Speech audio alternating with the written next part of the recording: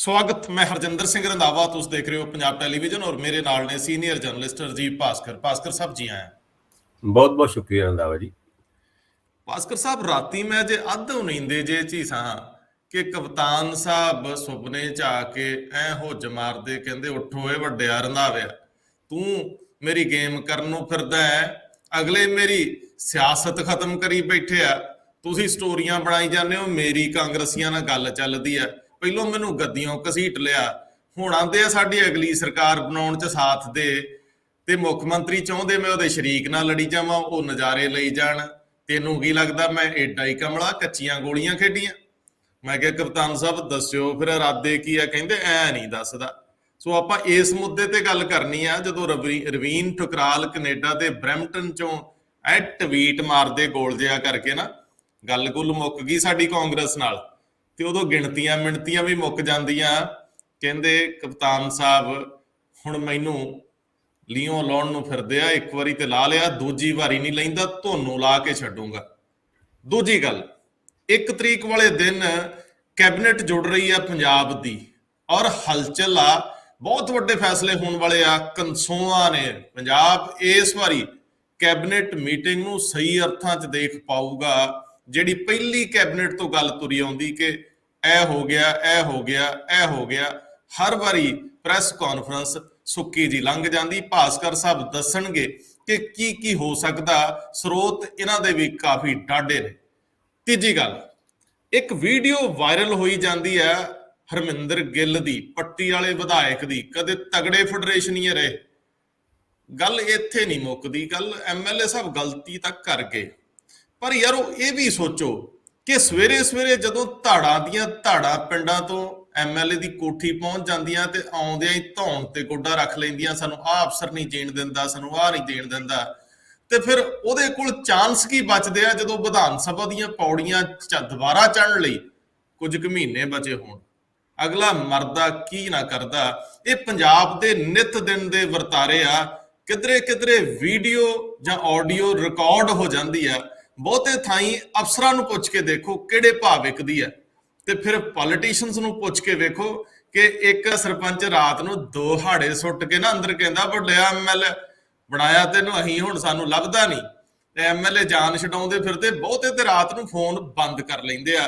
ਭਾਸਕਰ ਸਾਹਿਬ, ਪੰਜਾਬ ਦੀ ਸਿਆਸਤ ਹੁਣ ਵਾਹ ਟੇਢੀ ਹੋ ਗਈ, ਤੇ ਇਹੋ ਜੀਆਂ ਆਡੀਓ ਆ ਕੱਲ ਨੂੰ ਸਾਡੀ ਵੀ ਕੋਈ ਆ ਸਕਦੀ ਆ। ਮੈਂ ਤੇ ਹੁਣ ਸੋਚਦਾ ਹੁੰਨਾ ਕਿ ਫੋਨ ਫਾਨ ਬੰਦ ਰਹਿਣ ਦਿਆ ਕਰੋ, ਉਦਾਂ ਹੀ ਜਾ ਕੇ ਮਿਲ ਮੁਲਾਇਆ ਕਰੋ। ਕਾਵਾਂ ਕੁਆਂ ਵਾਲੇ ਸੁਨੇਹੇ ਠੀਕ ਆ, ਹੌਲੀ ਹੌਲੀ ਲੋਕਾਂ ਨਾ ਆ ਸਮਾਰਟਫੋਨ ਜੇ ਸਿਰਫ ਇੰਟਰਨੈਟ ਵਰਤਣ ਨੂੰ ਰੱਖਣੇ ਆ, ਕਰਿਆ ਨਹੀਂ ਕਰਨੇ ਕਿਸੇ ਨੇ, ਡਰ ਬੜੇ ਨੇ। ਭਾਸਕਰ ਸਾਹਿਬ ਮੋੜਾਵਾਂ, ਕਪਤਾਨ ਸਾਹਿਬ ਦੇ ਸਿਪਾ ਸਲਾਰ ਰਵੀਨ ਠਕਰਾਲ ਕੈਨੇਡਾ ਦੇ ਵਿੱਚੋਂ ਇਹ ਤੀਰ ਛੱਡਦੇ ਦੇ ਅਰਥ ਕੀ ਲੈਣੇ ਹੋ? ਰੰਧਾਵਾ ਜੀ, ਪਹਿਲੇ ਤੇ ਗੱਲ ਤੁਹਾਡੇ ਸੁਪਨੇ ਦੀ ਕਰ ਲਈਏ। ਜਿਹੜਾ ਤੁਹਾਨੂੰ ਸੁਪਨਾ ਆਇਆ ਉਹ ਮੈਨੂੰ ਲੱਗਦਾ ਹੈ ਤੁਸੀਂ ਜਿਹੜੀ ਕੱਲ ਪਰਸੋਂ ਜਿਹੜੀ ਖੋਹ ਕੱਢੀ ਸੀਗੀ, ਜਿਹਦੇ ਹਿਸਾਬ ਨਾਲ ਤੁਹਾਨੂੰ ਵੀ ਲੱਗ ਰਿਹਾ ਸੀਗਾ ਜਾਂ ਮਾਹੌਲ ਵੀ ਇਦਾਂ ਦਾ ਬਣਿਆ ਸੀਗਾ ਕਿ ਸ਼ਾਇਦ ਕਾਂਗਰਸ ਕੈਪਟਨ ਸਾਹਿਬ ਨੂੰ ਆਪਣੀ ਪਾਰਟੀ ਬਣਾਉਣ ਤੋਂ ਰੋਕਣ ਵਾਸਤੇ, ਕਾਂਗਰਸ ਦੇ ਵਿੱਚ ਰਹਿਣ ਵਾਸਤੇ ਕੁਝ ਜ਼ਰੂਰ ਕੋਈ ਗੱਲਬਾਤ ਚੱਲ ਰਹੀ ਹੈ। ਅੱਜ ਰਵੀਨ ਠੁਕਰਾਲ ਉਹਨਾਂ ਦੇ ਉਹ 2 ਟਵੀਟ, ਪਰ ਉਹ ਟਵੀਟ ਵਿੱਚ ਕੋਈ ਨਵੀਂ ਗੱਲ ਤੇ ਨਹੀਂ, ਹਾਂ ਪਰ ਪੁਰਾਣੀ ਗੱਲ ਤੇ ਹੈਗੀ ਹੈ। ਜਿਹੜੀ ਨਵੀਂ ਗੱਲ ਨੂੰ ਕੱਟਣ ਵਾਸਤੇ ਪੁਰਾਣੀ ਗੱਲ ਕੀਤੀ ਗਈ ਹੈ। ਨਵੀਂ ਗੱਲ ਐ ਸੀ ਕਿ ਕੈਪਟਨ ਸਾਹਿਬ ਦੀ ਗੱਲਬਾਤ ਚੱਲਦੀ ਹੈ, ਸੋਨੀਆ ਗਾਂਧੀ ਚੰਨੀ ਉਹਨਾਂ ਚਾਹੁੰਦੇ ਨੇ ਕਿ ਉਹ ਕਾਂਗਰਸ ਦੇ ਵਿੱਚ ਰਹਿਣ ਤਾਂ ਕਿ ਕਾਂਗਰਸ ਦਾ ਕੋਈ ਬਹੁਤਾ ਨੁਕਸਾਨ ਨਾ ਹੋਏ। ਪਰ ਦੂਜੇ ਪਾਸੇ ਰਵੀਨ ਠੁਕਰਾਲ ਦਾ ਇਸ ਗੱਲ ਨੂੰ ਸਿਰੇ ਤੋਂ ਨਕਾਰ ਦੇਣਾ ਕਿ ਕਾਂਗਰਸ ਦੇ ਨਾਲ ਕੋਈ ਵੀ ਗੱਲਬਾਤ ਨਹੀਂ ਚੱਲਦੀ, ਔਰ ਉਸ ਟਵੀਟ ਦੇ ਵਿੱਚ ਕੈਪਟਨ ਅਮਰਿੰਦਰ ਸਿੰਘ ਸੋਨੀਆ ਗਾਂਧੀ ਦਾ ਧੰਨਵਾਦ ਵੀ ਕਰਦੇ ਨੇ ਤੇ ਗੁੱਡ ਬਾਏ ਵੀ ਕਹਿੰਦੇ ਨੇ।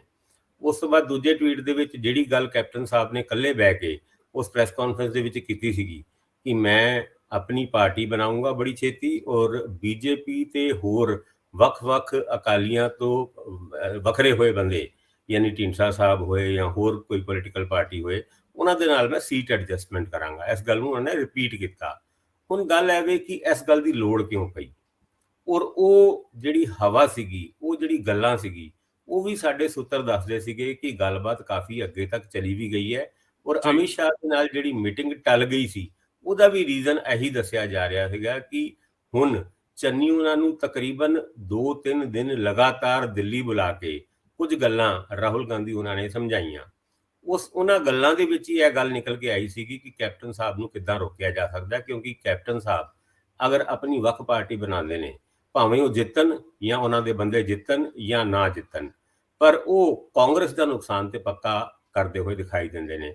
2 3 4 5 ਹਜ਼ਾਰ ਜਿੰਨੇ ਵੀ ਵੋਟ ਕਾਂਗਰਸ ਦੀ ਨਵੀਂ ਜਿਹੜੀ ਕੈਪਟਨ ਸਾਹਿਬ ਦੀ ਨਵੀਂ ਪਾਰਟੀ ਦੇ ਲੋਕੀ ਜਾਂ ਕੈਂਡੀਡੇਟ ਲੈਣਗੇ, ਉਹ ਸਿੱਧਾ ਸਿੱਧਾ ਕਾਂਗਰਸ ਦਾ ਨੁਕਸਾਨ ਹੋਏਗਾ। ਉਸ ਨੁਕਸਾਨ ਤੋਂ ਬਚਣ ਦੀ ਕਵਾਇਦ ਤੇ ਚੱਲੀ ਸੀਗੀ।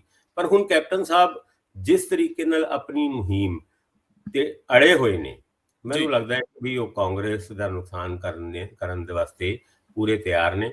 ਇੱਕ ਮੈਂ ਇੰਟਰਵਿਊ ਜਿਹਾ ਦੇਖ ਰਿਹਾ ਸੀਗਾ ਕਿ ਉਹ ਕਹਿੰਦੇ ਮੈਂ ਸਿੱਧੂ ਦੀ ਖਿਲਾਫਤ ਪੁਰਜੋਰ ਤਰੀਕੇ ਨਾਲ ਕਰਾਂਗਾ, ਤੇ ਰਿਪੋਰਟਰ ਨੇ ਜਦ ਉਹਨਾਂ ਨੂੰ ਪੁੱਛ ਲਿਆ ਕਿ ਤੁਸੀਂ ਆਪ ਸਿੱਧੂ ਦੇ ਖਿਲਾਫ ਇਲੈਕਸ਼ਨ ਲੜਨਗੇ, ਫਿਰ ਕੁਝ ਸਿੱਧੂ ਦੇ ਖਿਲਾਫ ਗਲਤ ਸ਼ਬਦਾਂ ਦਾ ਇਸਤੇਮਾਲ ਕਰਦੇ ਹੋਏ ਉਹ ਕਹਿੰਦੇ ਵੀ ਮੈਂ ਬਾਂਦਰ ਜਿਹਾ ਹੈਗਾ, ਇਹਦੇ ਖਿਲਾਫ ਮੈਂ ਕਿਉਂ ਇਲੈਕਸ਼ਨ ਲੜੂੰ, ਮੈਂ ਕੋਈ ਇਹਦੇ ਨਾਲ ਲੜਾਈ ਲੜਨੀ ਹੈ। ਯਾਨੀ ਉਹ ਜਿਹੜੀ ਕਲਿੱਪਿੰਗ ਆ ਬੜੀ ਵਾਇਰਲ ਜੀ ਹੋ ਰਹੀ ਹੈ, ਔਰ ਇਸ ਦੇ ਵਿੱਚ ਕੈਪਟਨ ਸਾਹਿਬ ਦੀ ਉਹ ਫਰਸਟ੍ਰੇਸ਼ਨ ਵੀ ਨਜ਼ਰ ਆਉਂਦੀ ਹੈ ਕਿ ਜਦ ਉਹ ਸਿਰੇ ਤੋਂ ਹੀ ਇਸ ਗੱਲ ਨੂੰ ਨਕਾਰ ਦਿੰਦੇ ਨੇ ਕਿ ਮੈਂ ਇਹਦੇ ਖਿਲਾਫ ਕਿਉਂ ਇਲੈਕਸ਼ਨ ਲੜਾਂ, ਮੈਂ ਕੋਈ ਇਹਦੇ ਨਾਲ ਲੜਾਈ ਲੜਨੀ ਹੈ। ਦੂਜੇ ਪਾਸੇ ਉਸੇ ਸਾਹ ਦੇ ਵਿੱਚ ਉਹ ਇਹ ਵੀ ਕਹਿੰਦੇ ਨੇ ਕਿ ਮੈਂ ਸਿੱਧੂ ਦਾ ਪੁਰਜ਼ੋਰ ਵਿਰੋਧ ਕਰੂੰਗਾ, ਪਰ ਦੂਜੇ ਪਾਸੇ ਸਿੱਧੂ ਉਹਨਾਂ ਦੀ ਔਰ ਚੰਨੀ ਉਹਨਾਂ ਦੀ ਲੜਾਈ ਦੇ ਵਿੱਚ ਮੈਨੂੰ ਲੱਗਦਾ ਹੈ ਕਿ ਕੋਈ ਬਾਲਟੀ ਪਾਣੀ ਦੀ ਪਾ ਗਿਆ, ਕਿਉਂਕਿ ਅੱਗ ਬੁਝੀ ਨਹੀਂ, ਪਰ ਪਾਣੀ ਦੀ ਬਾਲਟੀ ਪਾ ਕੇ ਉਹ ਬੰਦਾ ਉਹ ਗਿਆ। ਜਿਹੜੀ 2 ਦਿਨ ਬਾਅਦ ਜਿਹੜੀ ਕੈਬਨਿਟ ਦੀ ਮੀਟਿੰਗ ਹੋਣ ਵਾਲੀ ਹੈ, ਉਹਦੇ ਵਿੱਚ ਇਹ ਵੀ ਕਿਹਾ ਜਾ ਰਿਹਾ ਹੈ ਕਿ ਬਹੁਤ ਸਾਰੇ ਇੱਦਾਂ ਦੇ ਫੈਸਲੇ ਹੋ ਸਕਦੇ ਨੇ ਜੋ ਕਿ ਸਿੱਧੂ ਉਹਨਾਂ ਦੇ 13 ਨੁਕਾਤੀ ਪ੍ਰੋਗਰਾਮ ਦੇ ਵਿੱਚ ਵੀ ਸੀ ਔਰ ਹਾਈ ਕਮਾਂਡ ਦੇ 18 ਨੁਕਾਤੀ ਪ੍ਰੋਗਰਾਮ ਦੇ ਵੀ ਸੀ। ਔਰ ਬੜੀ ਮਿਹਨਤ ਕਰ ਰਹੇ ਨੇ ਚੰਡੀਗੜ੍ਹ ਅਫਸਰ, ਜਿਹੜੇ ਬੇਅਦਬੀਆਂ ਦੇ ਮੁੱਦੇ ਤੇ ਵੀ ਔਰ ਜਿਹੜਾ ਰੋਜ਼ਗਾਰ ਘਰ ਨੌਕਰੀ ਦਾ ਜਿਹੜਾ ਮੁੱਦਾ ਸੀਗਾ, ਨੌਕਰੀਆਂ ਦੀ ਵੀ ਕਾਫੀ ਜ਼ਿਆਦਾ ਵੈਕੈਂਸੀਜ਼ ਕੱਢੀ ਜਾ ਸਕਦੀ ਹੈ। ਔਰ ਕੁਝ ਕੱਚੇ ਮੁਲਾਜ਼ਮ, ਖਾਸ ਕਰਕੇ ਉਹ ਟੀਚਰ ਜਿਹੜੇ ਆਏ ਦਿਨ ਪੰਜਾਬ ਦੇ ਵਿੱਚ ਟੈਂਕੀਆਂ ਤੇ ਚੜ ਜਾਂਦੇ ਨੇ, ਧਰਨੇ ਦਿੰਦੇ ਨੇ, ਉਹਨਾਂ ਦਾ ਵੀ ਕੋਈ ਫੈਸਲਾ ਸ਼ਾਇਦ 1 ਤਰੀਕ ਦੀ ਕੈਬਨਿਟ ਦੇ ਵਿੱਚ ਹੋ ਸਕਦਾ ਹੈ। ਭਾਸਕਰ ਸਾਹਿਬ, ਅਸੀਂ ਉੱਤੇ ਅੱਗੇ ਵਧਦੇ ਹਾਂ, ਲੇਕਿਨ ਜਿਹੜੀ ਗੱਲ ਤੇ ਅਸੀਂ ਖੜੇ ਸੀ ਉਹਨੂੰ ਥੋੜਾ ਜਿਹਾ ਵਿਸਥਾਰ ਦੇ ਲਈਏ। ਕੈਪਟਨ ਅਮਰਿੰਦਰ ਸਿੰਘ ਦੀ ਰਾਜਨੀਤੀ ਕਾਂਗਰਸ ਦੇ ਵਿੱਚੋਂ ਇੱਕ ਤਰ੍ਹਾਂ ਨਾਲ ਮੁੱਕ ਗਈ ਜਿਸ ਦਿਨ ਉਹਨਾਂ ਨੂੰ ਗੱਦੀਆਂ ਲਾਤਾ, ਔਰ ਬਹੁਤ ਸਾਰੇ ਕੀ ਸਾਰੇ ਦੇ ਸਾਰੇ ਐਮਐਲਏ ਔਰ ਅਹੁਦੇਦਾਰ ਕੈਪਟਨ ਅਮਰਿੰਦਰ ਸਿੰਘ ਤੋਂ ਵਿੱਥ ਬਣਾ ਗਏ। ਉਸ ਦਿਨ ਉਹਨਾਂ ਨੂੰ ਇਹ ਅੰਦਾਜ਼ਾ ਹੋ ਗਿਆ ਕਿ ਹੁਣ ਮੈਂ ਕਾਂਗਰਸ ਦੇ ਵਿੱਚ ਕੁਝ ਨਹੀਂ, ਔਰ ਜੇ ਕਾਂਗਰਸ ਦੇ ਵਿੱਚ ਸਟੇ ਕਰਨਾ ਅਮਰਿੰਦਰ ਸਿੰਘ ਨੇ ਤਾਂ ਇਹਦਾ ਮਤਲਬ ਇਹੀ ਆ ਕਿ ਫਾਰ ਦਾ ਟਾਈਮ ਬੀਇੰਗ ਉਹਨਾਂ ਨੂੰ ਸ਼ਾਂਤ ਕਰ ਲਓ। ਲੇਕਿਨ ਇੱਕ ਤਰ੍ਹਾਂ ਨਾਲ ਉਹਨਾਂ ਦੀ ਸਿਆਸਤ ਪੰਜਾਬ ਦੇ ਦ੍ਰਿਸ਼ ਵਿੱਚੋਂ ਮੁੱਕ ਜਾਂਦੀ ਹੈ। ਇਹ ਗੱਲ ਕੈਪਟਨ ਅਮਰਿੰਦਰ ਸਿੰਘ ਨੂੰ ਸਮਝ ਆ ਚੁੱਕੀ ਆ ਕਿ ਜੇਕਰ ਹੁਣ ਮੈਂ ਕਾਂਗਰਸ ਵਿੱਚ ਰਹਿਣਾ ਤਾਂ ਕਿਸ ਹੈਸੀਅਤ ਦੇ ਵਿੱਚ ਰਹੂੰਗਾ। ਦੂਜਾ ਸਵਾਲ ਇਹ ਹੈ ਕਿ ਕੈਪਟਨ ਅਮਰਿੰਦਰ ਸਿੰਘ ਜੇਕਰ ਇੱਥੋਂ ਬੀਜੇਪੀ ਦੇ ਨਾਲ ਵੀ ਜਾਂਦੇ ਆ ਤਾਂ ਬੀਜੇਪੀ ਇਸ ਇਲੈਕਸ਼ਨ ਤੋਂ ਬਾਅਦ ਇੱਕ ਸਿੱਖ ਚਿਹਰੇ ਵਜੋਂ ਉਹਨਾਂ ਨੂੰ ਕਿਸੇ ਰਾਜ ਵਿੱਚ ਬਤੌਰ ਗਵਰਨਰ ਜਾਂ ਕਿਸੇ ਹੋਰ ਰੂਪ ਚ ਅਬਲਾਈਜ਼ ਕਰ ਸਕਦੀ ਹੈ। ਕਾਂਗਰਸ ਦੇ ਵਿੱਚ ਮੁੱਖ ਮੰਤਰੀ ਤੋਂ ਇਲਾਵਾ ਉਹਨਾਂ ਕੋਲ ਦੇਣ ਲਈ ਬਾਕੀ ਕੋਈ ਅਹੁਦਾ ਨਹੀਂ ਬਚਿਆ, ਔਰ ਜਿੰਨੀ ਜਲਾਲਤ ਉਹ ਮਹਿਸੂਸ ਕਰਦੇ ਆ ਉਹਦੇ ਚੱਲਦਿਆਂ ਉਹਨਾਂ ਦੀ ਇੱਥੇ ਮੁੜ ਕੇ ਜਿਹਨੂੰ ਮੁੜ ਵਸੇਬਾ ਕਹਿੰਦੇ ਆ ਉਹਦੀ ਸੰਭਾਵਨਾ ਖਤਮ ਆ।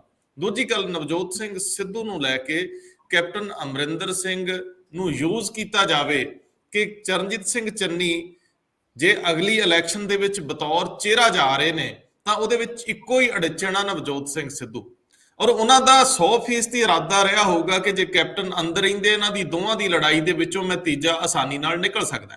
ਸੋ ਕੈਪਟਨ ਅਮਰਿੰਦਰ ਸਿੰਘ ਸਾਰੀ ਉਮਰ ਸਿਆਸਤ ਕੀਤੀ ਆ, ਉਹ ਸਮਝਦੇ ਹੋਣਗੇ ਕਿ ਮੈਨੂੰ ਯੂਜ਼ ਕਰਨ ਦਾ ਇੱਕ ਤਰੀਕਾ ਅਪਣਾਇਆ ਜਾ ਰਿਹਾ ਜਿਹਨੂੰ ਉਹਨਾਂ ਨੇ ਹੁਣ ਨਕਾਰ ਦਿੱਤਾ ਹੈ।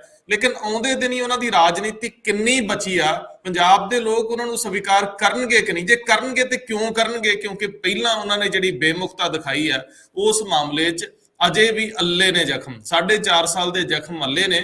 ਕੈਪਟਨ ਸਾਹਿਬ ਨੂੰ ਔਰ ਬੀਜੇਪੀ ਨੂੰ ਵੀ ਆਪਣਾ ਚਿਹਰਾ ਸਾਫ਼ ਕਰਨਾ ਹੋਊਗਾ।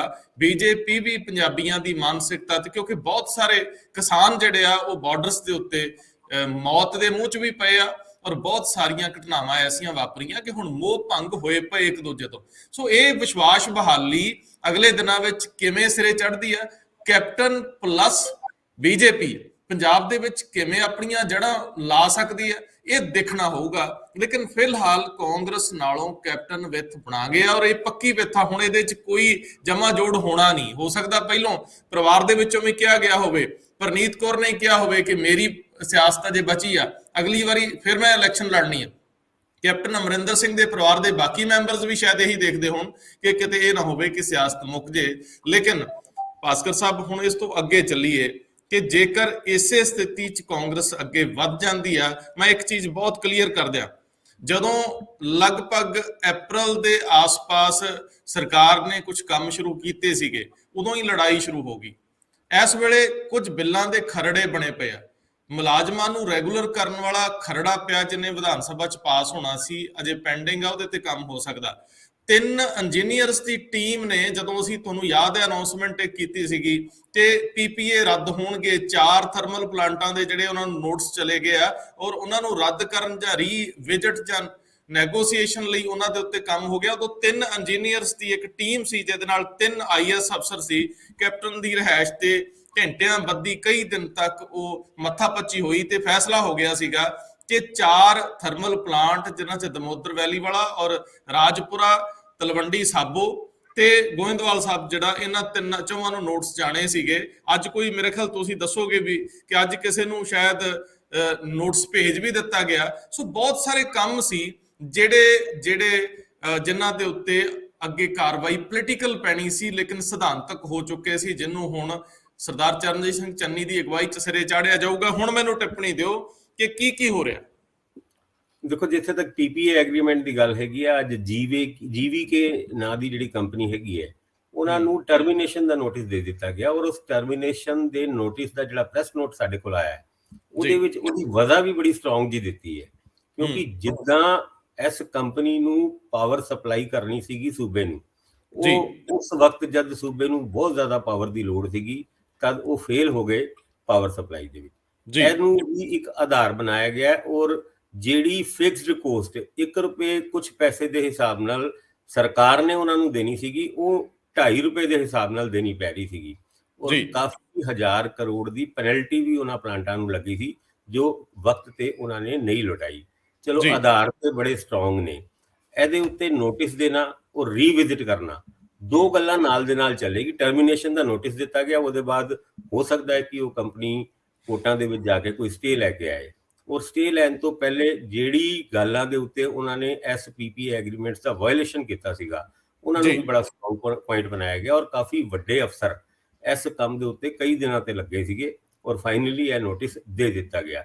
ਦੂਜੇ ਪਾਸੇ ਗੁਲਾਬੀ ਸੁੰਡੀ ਨਾਲ ਜਿਹੜੀ ਫਸਲ ਬਰਬਾਦ ਹੋਈ ਸੀ ਮਾਲਵਾ ਰੀਜਨ ਵਿੱਚ ਕਾਟਨ ਦੀ, ਉਹਦੇ ਉੱਤੇ ਵੀ ਇੱਕ ਆਰਡਰ ਦੇ ਦਿੱਤਾ ਗਿਆ ਕਿ 450 ਕਰੋੜ ਤੋਂ ਵੀ ਵੱਧ ਉਹ ਦੀਵਾਲੀ ਤੋਂ ਪਹਿਲੇ ਡੀਸੀਆਂ ਦੇ ਖਾਤੇ ਦੇ ਵਿੱਚ ਪਹੁੰਚ ਜਾਣਗੇ ਤਾਂ ਕਿ ਉਹਦਾ ਡਿਸਟ੍ਰੀਬਿਊਸ਼ਨ ਸਹੀ ਤਰੀਕੇ ਨਾਲ ਹੋ ਜਾਏ ਔਰ ਇਸ ਅਮਾਉਂਟ ਦਾ 10% ਉਹਨਾਂ ਮਜ਼ਦੂਰਾਂ ਵਾਸਤੇ ਵੀ ਰੱਖਿਆ ਗਿਆ ਹੈ ਜਿਹੜੇ ਮਜ਼ਦੂਰਾਂ ਨੇ ਇਸ ਜਿਹੜੀ ਨਰਮੇ ਦੀ ਫਸਲ ਨੂੰ ਬੋਇਆ ਸੀਗਾ। ਫੈਸਲੇ ਤਾਂ ਬਹੁਤ ਚੰਗੇ ਨੇ ਔਰ ਇਹਨਾਂ ਫੈਸਲਿਆਂ ਦੇ ਨਾਲ ਜਿਹੜੇ ਕਿਸਾਨ ਆਏ ਦਿਨ ਮਾਲਵੇ ਦੇ ਵਿੱਚ ਧਰਨਾ ਲਾ ਰਹੇ ਸੀਗੇ, ਉਹਨਾਂ ਦੀ ਮੰਗਾਂ ਪੂਰੀ ਹੁੰਦੀਆਂ। ਪਰ ਇਸ ਤੋਂ ਇਲਾਵਾ ਬਹੁਤ ਸਾਰੇ ਇੱਦਾਂ ਦੇ ਫੈਸਲੇ ਹੈਗੇ ਆ, ਖਾਸ ਕਰਕੇ ਬੇਅਦਬੀਆਂ ਦੇ ਮੁੱਦੇ ਤੇ ਕੋਈ ਵੱਡਾ ਐਕਸ਼ਨ, ਉਹ ਐਤਕੀ ਕੈਬਨਿਟ ਦੀ ਮੀਟਿੰਗ ਵਿੱਚ ਡਿਸਕਸ ਹੋਏਗਾ। ਟੀਚਰਾਂ ਦੀ ਗੱਲ ਕਰੀਏ ਜਾਂ ਹੋਰ ਮੁਲਾਜ਼ਮਾਂ ਦੀ ਗੱਲ ਕਰੀਏ ਜਿਹੜੇ ਕਈ ਸਾਲਾਂ ਤੋਂ ਲਗਾਤਾਰ ਸੜਕਾਂ ਦੇ ਉੱਤੇ ਧਰਨੇ ਪ੍ਰਦਰਸ਼ਨ ਕਰ ਰਹੇ ਨੇ, ਉਹਨਾਂ ਦੀ ਮੰਗਾਂ ਦਾ ਵੀ ਕੋਈ ਹੱਲ ਸ਼ਾਇਦ ਅਗਲੀ ਕੈਬਨਿਟ ਦੇ ਵਿੱਚ ਕੱਢਿਆ ਜਾ ਸਕਦਾ ਹੈ। ਜਿਹੜੇ ਚੰਨੀ ਉਹਨਾਂ ਦੇ ਇੱਕ ਨਿੱਜੀ ਸੂਤਰ ਨੇ ਜੋ ਕਾਫੀ ਉਹਨਾਂ ਦੇ ਕਲੋਜ਼ ਨੇ, ਉਹਨਾਂ ਦਾ ਕਹਿਣਾ ਇਹ ਸੀਗਾ ਕਿ 48 ਘੰਟੇ ਰੁਕ ਜਾਓ, 48 ਘੰਟੇ ਤੋਂ ਬਾਅਦ ਪੰਜਾਬ ਨੂੰ ਬਹੁਤ ਵੱਡਾ ਤੋਹਫਾ ਮਿਲਣ ਵਾਲਾ ਹੈ। ਹੋ ਸਕਦਾ ਹੈ ਬਿਜਲੀ ਸਸਤੀ ਦੀ ਵੀ ਗੱਲ ਹੋਏ, ਹੋ ਸਕਦਾ ਹੈ ਪੀਪੀਏ ਐਗਰੀਮੈਂਟ ਦਾ 2-3 ਦਿਨ ਪਹਿਲੇ ਉਸ ਕੈਬਨਿਟ ਦੇ ਵਿੱਚ ਟਰਮੀਨੇਸ਼ਨ ਆਰਡਰ ਜਾਂ ਨੋਟਿਸ ਦੇ ਦੇਣਾ ਔਰ ਉਸ ਤੋਂ ਬਾਅਦ ਸਿੱਧਾ ਬਿਜਲੀ ਸਸਤੀ ਕਰਨ ਦੀ ਗੱਲ ਕਰ ਲੈਣਾ। ਉਹ ਆਪਣੇ ਆਪ ਵਿੱਚ ਲੋਕਾਂ ਵਾਸਤੇ, ਕਿਉਂਕਿ ਹੁਣ ਨਵੰਬਰ ਆ ਜਾਏਗਾ 1 ਤਰੀਕ ਨੂੰ ਔਰ 1 ਤਰੀਕ ਨੂੰ ਪੰਜਾਬ ਡੇ ਵੀ ਹੈਗਾ, ਉਸ ਦਿਨ ਵੱਡੇ ਫੈਸਲੇ ਪੰਜਾਬ ਦੇ ਹਿੱਤਾਂ ਦੇ ਵਿੱਚ ਕੁਝ ਲਿੱਤੇ ਜਾਂਦੇ ਨੇ, ਲੋਕਾਂ ਦੇ ਹਿੱਤਾਂ ਦੇ ਵਿੱਚ ਲਿੱਤੇ ਜਾਂਦੇ ਨੇ ਤੇ ਦਸੰਬਰ ਦੇ ਲਾਸਟ ਦੇ ਵਿੱਚ ਕੋਡ ਲੱਗ ਜਾਏਗਾ। ਟਾਈਮ ਬੜਾ ਥੋੜਾ ਹੈ, ਐਕਸ਼ਨ ਮੋਡ ਦੇ ਵਿੱਚ ਸਰਕਾਰ ਆਉਣ ਦੀ ਕੋਸ਼ਿਸ਼ ਕਰ ਰਹੀ ਹੈ। ਪਰ ਫਿਰ ਉਹੀ ਗੱਲ ਆਪਾਂ ਦੁਬਾਰਾ ਕਰੀਏ ਤੇ ਪਹਿਲੇ ਵੀ ਵਾਲੀ ਜਿੰਨੀ ਵੀ ਕੈਬਨਿਟ ਮੀਟਿੰਗ ਸੀਗੀ, ਉਹਨਾਂ ਮੀਟਿੰਗਾਂ ਦੇ ਵਿੱਚੋਂ ਵੀ ਸਾਨੂੰ ਇਹੀ ਆਸ ਸੀਗੀ ਜਿਹੜੀ ਆਸ 1 ਨਵੰਬਰ ਦੀ ਮੀਟਿੰਗ ਦੀ ਕਰ ਰਹੇ ਹਾਂ।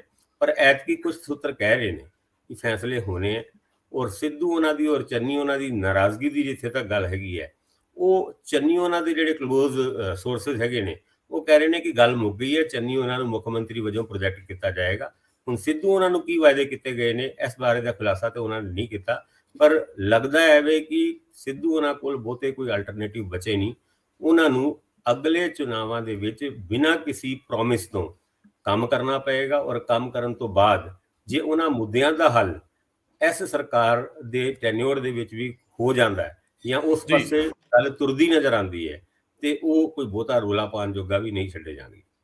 ਭਾਸਕਰ ਸਾਹਿਬ, ਬੜੀ ਕਾਮਨ ਜੀ ਸਮਝ ਹੈ ਕਿ ਜੇ ਮੰਨ ਲਓ ਨਵਜੋਤ ਸਿੰਘ ਸਿੱਧੂ ਨੂੰ ਕੋਈ ਪ੍ਰੋਮਿਸ ਨਹੀਂ ਕੀਤਾ ਜਾਂਦਾ ਤੇ ਉਹ ਮਸਲੇ ਜਿਹੜੇ ਸਿੱਧੂ ਨੇ ਉਠਾਏ ਹੱਲ ਹੋ ਜਾਂਦੇ ਆ, ਤਾਂ ਫਿਰ ਸਿੱਧੂ ਦੀ ਪੋਲਿਟਿਕਸ ਵੀ ਕੀ ਬਚਦੀ ਹੈ, ਵੀ ਵੱਡੀ ਗੱਲ ਆ। ਦੂਜੀ ਗੱਲ ਇਹ ਹੈ ਕਿ ਕੀ ਨਵਜੋਤ ਸਿੰਘ ਸਿੱਧੂ ਤੇ ਇਹ ਇਲਜ਼ਾਮ ਨਹੀਂ ਆਊਗਾ ਕਿ ਜਦੋਂ ਉਹ ਪੀਪੀਸੀਸੀ ਦੇ ਪ੍ਰਧਾਨ ਨੇ, ਪੰਜਾਬ ਪ੍ਰਦੇਸ਼ ਕਾਂਗਰਸ ਕਮੇਟੀ ਦੇ ਪ੍ਰਧਾਨ ਵਜੋਂ, ਉਹਨਾਂ ਦੀ ਕਾਰਗੁਜ਼ਾਰੀ ਕੀ ਹੈ? ਲੋਕ ਪਹਿਲਾਂ ਇਲਜ਼ਾਮ ਲਾਉਂਦੇ ਰਹੇ ਕਿ ਤੁਸੀਂ ਮੈਂਬਰ ਪਾਰਲੀਮੈਂਟ ਸੀ ਔਰ ਤੁਸੀਂ ਪਾਰਲੀਮੈਂਟ ਦੇ ਵਿੱਚ ਜ਼ਿਕਰਯੋਗ ਹਾਜ਼ਰੀ ਨਹੀਂ ਭਰੀ। ਫਿਰ ਉਸ ਤੋਂ ਬਾਅਦ ਤੁਸੀਂ ਜਿਹੜਾ ਵਜ਼ੀਰ ਬਣ ਜਾਂਦੇ ਹੋ ਸਥਾਨਕ ਸਰਕਾਰਾਂ ਦੇ, ਅੱਧਾ ਪੰਜਾਬ ਲਗਭਗ ਤੁਹਾਡੇ ਕੋਲ ਸੀ, ਉੱਥੇ ਵੀ ਕੋਈ ਜ਼ਿਕਰਯੋਗ ਜਿਹੜੀ ਕੋਈ ਵੀ ਐਸੀ ਕੰਮ ਹੈ ਜਾਂ ਕੋਈ ਐਸੇ ਆਦਰਸ਼ਕ ਫੈਸਲੇ ਆ, ਉਹ ਅਜੇ ਨਜ਼ਰ ਨਹੀਂ ਆਏ। ਲਗਭਗ 2 ਸਾਲ ਵਜ਼ੀਰ ਰਹਿੰਦੇ ਆ ਔਰ ਉਹਨਾਂ ਦੇ ਵਿੱਚੋਂ ਕੋਈ ਵੀ ਐਸਾ ਫੈਸਲਾ ਜਿਹੜਾ ਸਿਧਾਂਤਕ ਤੌਰ ਤੇ ਨਵਜੋਤ ਸਿੰਘ ਸਿੱਧੂ ਨੂੰ ਬਾਕੀਆਂ ਤੋਂ ਵੱਖਰਾਉਂਦਾ ਹੋਵੇ ਜਾਂ ਉਹਨਾਂ ਦੀ ਕਾਰਜਸ਼ੈਲੀ ਦੇ ਕੋਈ ਸੰਕੇਤ ਵਜੋਂ ਸਮਝਿਆ ਜਾ ਸਕੇ, ਉਹ ਨਦਾਰਦ ਨੇ ਫੈਸਲੇ। ਤੇ ਹੁਣ ਏਡੀ ਵੱਡੀ ਜ਼ਿੰਮੇਵਾਰੀ ਕਿ ਇੱਕ ਪ੍ਰਦੇਸ਼ ਸੰਗਠਨ ਉਹਨਾਂ ਦੇ ਹਵਾਲੇ ਆ, ਉੱਥੋਂ ਵੀ ਉਹ ਨਦਾਰਦ ਨੇ। ਉੱਥੇ ਹੁਣ ਕਦੇ ਕਾਂਗਰਸ ਭਵਨ 'ਚ ਉਹ ਨਜ਼ਰ ਨਹੀਂ ਆਏ ਜਿੱਥੇ ਉਹਨਾਂ ਨੇ ਮੰਜਾ ਲਾਉਣਾ ਸੀ। ਪੁੱਛਣ ਵਾਲੇ ਪੁੱਛਣਗੇ ਕਿ ਜਿਹੜੀ ਜ਼ਿੰਮੇਵਾਰੀ ਤੁਹਾਨੂੰ ਦਿੱਤੀ ਜਾਂਦੀ ਆ ਉਹਦੇ ਉੱਤੇ ਤੁਸੀਂ ਨਿੱਠ ਕੇ ਕੰਮ ਕਿਉਂ ਨਹੀਂ ਕਰਦੇ? ਸਵਾਲ ਤਾਂ ਆਉਣਗੇ। ਤੁਸੀਂ ਇੱਕ ਤੋਂ ਬਾਅਦ ਦੂਜੀ ਜ਼ਿੰਮੇਵਾਰੀ ਵੱਲ ਨਹੀਂ ਜਾ ਸਕਦੇ, ਤੁਸੀਂ ਦੂਜਿਆਂ ਤੇ ਸਵਾਲ ਉਠਾਉਣ ਦਾ ਹੱਕ ਰੱਖਦੇ ਹੋ, ਲੇਕਿਨ ਉਹ ਸਵਾਲ ਤੁਹਾਡੇ ਵੱਲ ਵੀ ਆਉਂਦੇ ਆ ਕਿ ਜਦੋਂ ਤੁਹਾਨੂੰ ਕੋਈ ਰਿਸਪੌਂਸਿਬਿਲਟੀ, ਕਿਧਰੇ ਤੁਹਾਨੂੰ ਕੋਈ ਅਸਾਈਨਮੈਂਟ ਦਿੱਤੀ ਗਈ, ਤੁਸੀਂ ਉਹਦੇ ਨਾਲ ਕਿੰਨਾ ਇਨਸਾਫ ਕੀਤਾ। ਸੋ ਇਸ ਵਾਰੀ ਇਹ ਪੈਂਡਾ ਵਿਖੜਾ ਹੈ, ਇੱਥੋਂ ਨਿਕਲ ਕੇ ਹੋਰ ਰਸਤੇ ਨਹੀਂ ਨਿਕਲਦੇ। ਬਹੁਤੀ ਜਗ੍ਹਾ ਤੇ ਸਵਾਏ ਆਮ ਆਦਮੀ ਪਾਰਟੀ ਦੇ, ਉੱਥੇ ਵੀ ਹੁਣ ਆਪਣੀਆਂ ਸ਼ਰਤਾਂ ਤੇ ਜਾ ਨਹੀਂ ਹੋਣਾ, ਉਹਨਾਂ ਨਾਲ ਨੈਗੋਸੀਏਸ਼ਨ 'ਚ ਵੀ ਬਹੁਤ ਕੁਝ ਹੋਣਾ, ਉਹਨਾਂ ਨੇ ਵੀ ਕੋਈ ਬਹੁਤ ਵੱਡਾ ਵਾਅਦਾ ਨਹੀਂ ਕਰਨਾ। ਸਵਾਲ ਇਹ ਬਚਿਆ ਕਿ ਆਪਣਾ ਕੁਝ ਕਰਨ ਦੀ ਹੁਣ ਜਿਹੜੀ ਸਮਾਂ ਸੀਮਾ ਨਿਕਲ ਚੁੱਕੀ ਆ, ਇਲੈਕਸ਼ਨ ਸਿਰ ਤੇ ਆ ਗਈ। ਨਵਜੋਤ ਸਿੰਘ ਸਿੱਧੂ ਕਾਂਗਰਸ ਵਿੱਚ ਰਹਿ ਕੇ ਜੇ ਆਪਣੇ ਖਾਤੇ 'ਚ ਕੁਝ ਕੰਮ ਪਵਾ ਵੀ ਲੈਂਦੇ, ਪਰ ਜਿਹੜੀ ਇਕੁਏਸ਼ਨ ਪਿਛਲੇ ਦਿਨਾਂ ਦੇ ਵਿੱਚ ਰਾਹੁਲ ਗਾਂਧੀ ਔਰ ਮੁੱਖ ਮੰਤਰੀ ਦੇ ਵਿੱਚ ਰਹੀ ਹੈ ਤੇ ਬਾਕੀ ਲੀਡਰਸ਼ਿਪ 'ਚ ਦਿਸ ਰਹੀ ਆ, ਪੰਜਾਬ ਦੇ ਇੰਚਾਰਜ ਔਰ ਮੁੱਖ ਮੰਤਰੀ ਦੇ ਵਿੱਚ ਦਿਸ ਰਹੀ ਆ, ਤੇ ਨਵਜੋਤ ਸਿੰਘ ਸਿੱਧੂ ਦੀ ਗੈਰ ਹਾਜ਼ਰੀ ਰੜਕ ਰਹੀ ਹੈ, ਉਹਨੂੰ ਦੇਖ ਕੇ ਤਾਂ ਇੰਜ ਨਹੀਂ ਲੱਗਦਾ ਕਿ ਚਰਨਜੀਤ ਸਿੰਘ ਚੰਨੀ ਦੀ ਬਜਾਏ ਸਿੱਧੂ ਨੂੰ ਅੱਗੇ ਵਧਾਇਆ ਜਾਊ। ਤੇ ਜੇ ਨਹੀਂ ਵਧਾਇਆ ਜਾਊਗਾ ਤੇ ਫਿਰ ਸਿੱਧੂ ਸਿਆਸਤ ਵਿੱਚ ਕਰ ਕੀ ਰਿਹਾ? ਇਹ ਬੜਾ ਵੱਡਾ ਸਵਾਲ ਹੋਊਗਾ। ਇਹਦੇ ਤੇ ਮੈਂ ਤੁਹਾਡੀ ਟਿੱਪਣੀ ਜਾਣ ਤੋਂ ਪਹਿਲਾਂ ਲੈਣਾ ਚਾਹੁੰਦਾ, ਕਿਉਂਕਿ ਆਪਾਂ ਐਮਐਲਏ ਪੱਟੀ ਸਰਦਾਰ ਹਰਮਿੰਦਰ ਸਿੰਘ ਗਿੱਲ ਦੀ ਜਿਹੜੀ ਰੌਲੀ ਪਈ ਅੱਜ, ਉਹਦੇ ਤੇ ਵੀ ਗੱਲ ਕਰਨੀ। ਰੰਧਾਵਾ ਜੀ, ਜਿੱਥੇ ਤੱਕ ਸਿੱਧੂ ਉਹਨਾਂ ਦੀ ਗੱਲ ਕਰੀਏ ਤੇ ਵਾਕਈ ਜੇ ਆਪਾਂ ਲੋਕਾਂ ਦੇ ਨਾਲ ਵਿਚਰਦੇ ਹਾਂ, ਲੋਕਾਂ ਦੇ ਨਾਲ ਗੱਲਬਾਤ ਕਰਦੇ ਹਾਂ, ਤੇ ਸਿੱਧੂ ਉਹਨਾਂ ਦੇ ਪੀਪੀਸੀਸੀ ਦੇ ਅਸਤੀਫਾ ਦੇਣ ਤੋਂ ਬਾਅਦ ਉਹਨਾਂ ਦੇ ਪ੍ਰਤੀ ਲੋਕਾਂ ਦੇ ਵਿੱਚ ਨੈਗੇਟਿਵਿਟੀ ਤੇ ਆਈ ਹੈ। ਲੋਕ ਸਿੱਧੂ ਨੂੰ ਹੁਣ ਬਹੁਤਾ ਸੀਰੀਅਸਲੀ ਨਹੀਂ ਲੈ ਰਹੇ, ਭਾਵੇਂ ਸਿੱਧੂ ਉਹਨਾਂ ਨੇ ਜਿਹੜਾ ਏਜੰਡਾ ਚੱਕਿਆ ਸੀਗਾ, ਜਿਹੜੇ ਮੁੱਦਿਆਂ ਦੀ ਗੱਲ ਕੀਤੀ ਸੀ, ਉਹ ਮੁੱਦਿਆਂ ਦੇ ਵਿੱਚ ਕੋਈ ਕਮੀ ਨਹੀਂ ਹੈਗੀ, ਪਰ ਸਰਕਾਰ ਜਾਂ ਕਾਂਗਰਸ ਹਾਈਕਮਾਨ ਉਹਨਾਂ ਮੁੱਦਿਆਂ ਨੂੰ ਜ਼ਿਆਦਾ ਤਵੱਜੋ ਨਾ ਦੇ ਕੇ ਏਦਾਂ ਲੱਗਿਆ ਕਿ ਸਿੱਧੂ ਦਾ ਇੱਕ ਮਜ਼ਾਕ ਜਿਹਾ ਬਣ ਗਿਆ।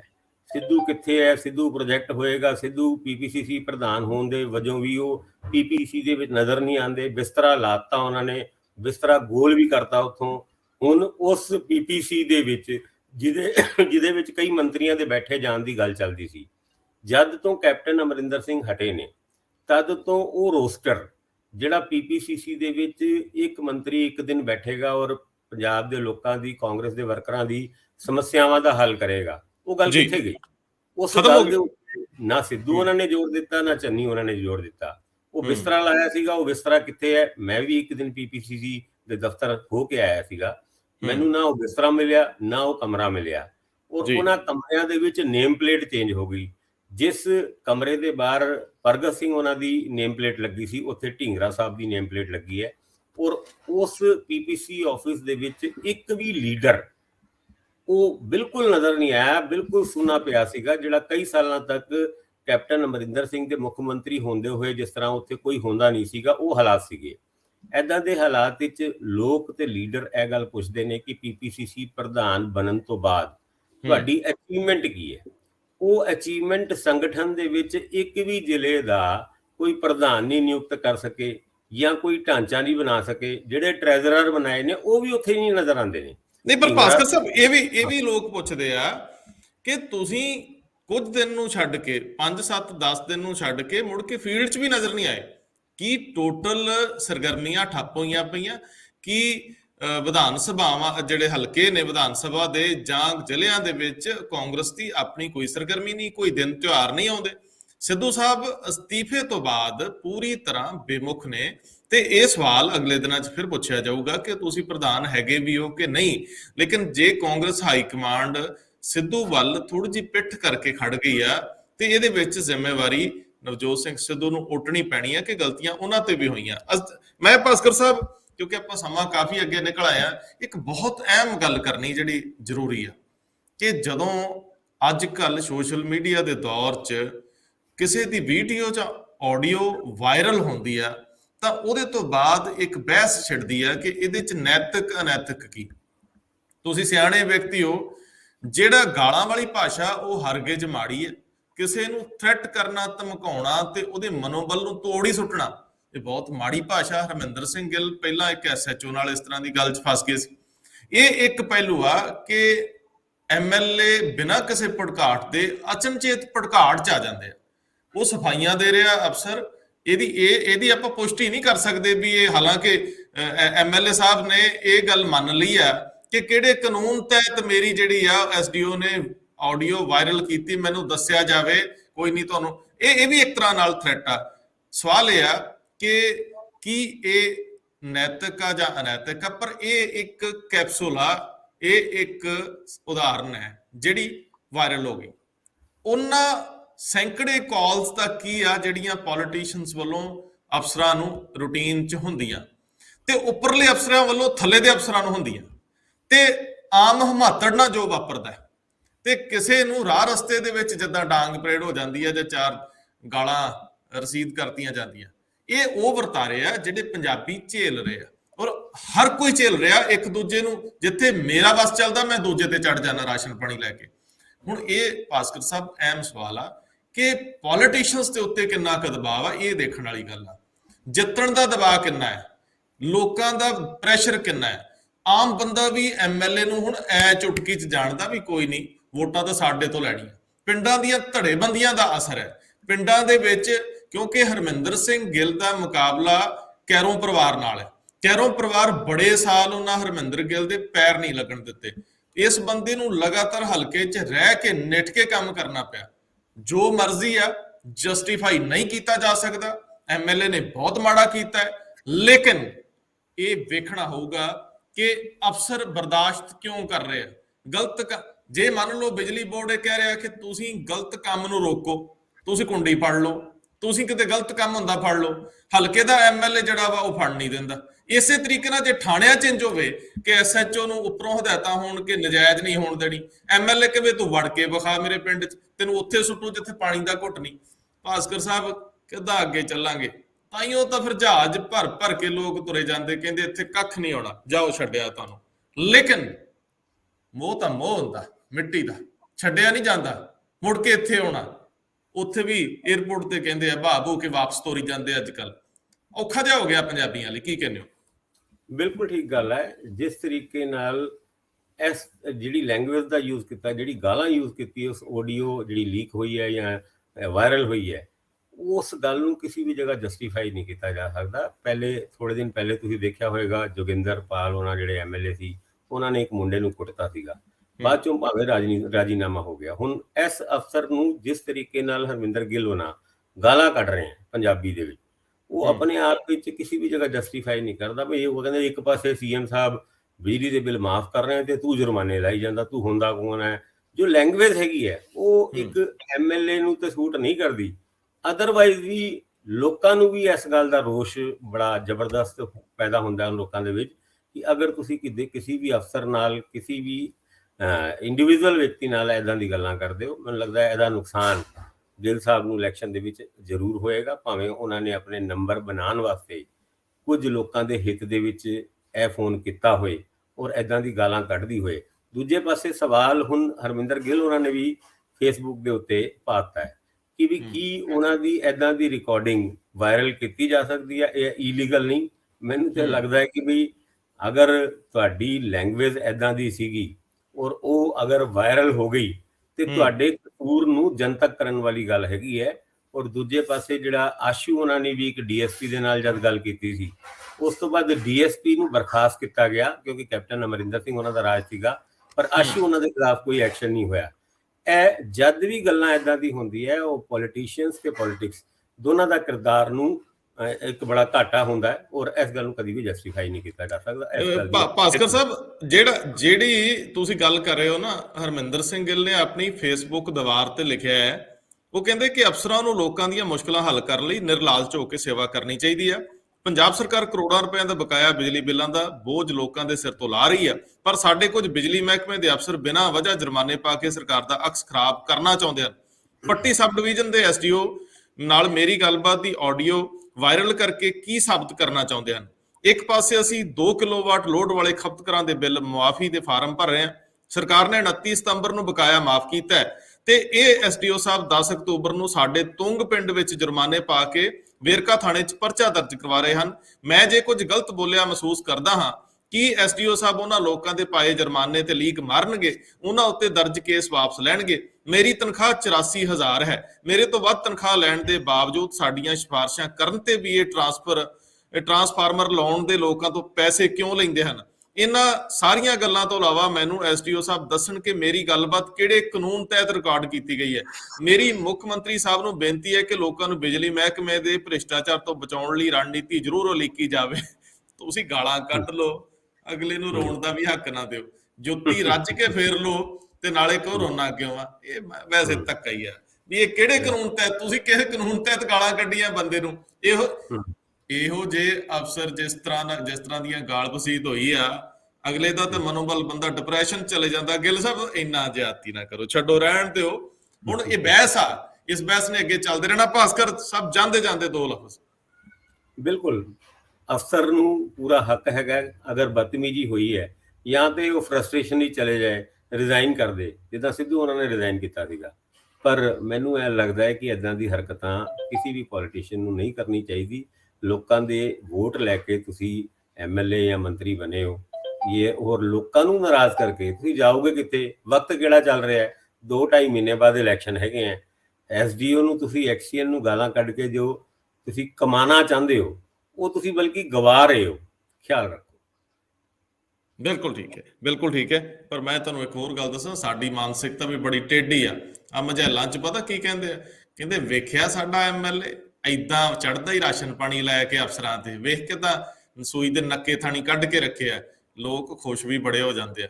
4 ਦਿਨ ਗਿੱਲ ਸਾਹਿਬ ਦੀ ਤੋਈ ਹੋ ਜਾਊਗੀ, ਵੋਟਾਂ ਤੇ 4 ਹੋਰ ਜੁੜ ਜਾਣਗੀਆਂ ਵੀ ਵੇਖੋ ਜੀ ਐਮਐਲਏ ਹੋਵੇ ਤੇ ਇਹੋ ਜਿਹਾ, ਜਾਂਦਿਆਂ ਹੀ ਰਗੜਤਾ ਅਫਸਰ ਸਾਡੇ ਕਹਿਣ ਤੇ। ਪਿੰਡਾਂ 'ਚ ਗੱਲਾਂ ਇਹੋ ਜਿਹੀਆਂ ਵੀ ਤੁਰ ਪੈਂਦੀਆਂ ਤੇ ਇਹੋ ਹੀ ਗੱਲਾਂ ਜਿਹੜੀਆਂ ਫਿਰ ਐਮਐਲਏ ਨੂੰ ਵੀ ਤਗੜਾ ਕਰਦੀਆਂ। ਸਵੇਰ ਦੇ 100 ਬੰਦੇ ਨੇ ਕਿਹਾ ਹੋਣਾ ਮਾੜਾ ਹੋਇਆ ਤੇ 1000 ਬੰਦੇ ਨੇ ਕਿਹਾ ਹੋਣਾ ਚੰਗਾ ਕੀਤਾ ਐਮਐਲਏ ਸਾਹਿਬ, ਇਹ ਕਿਹੜਾ ਸਾਡੀ ਲੱਤ ਥੱਲਿਓਂ ਲੰਘਦਾ ਸੀ। ਬਹੁਤ ਮਿਹਰਬਾਨੀ, ਬਹੁਤ ਧੰਨਵਾਦ।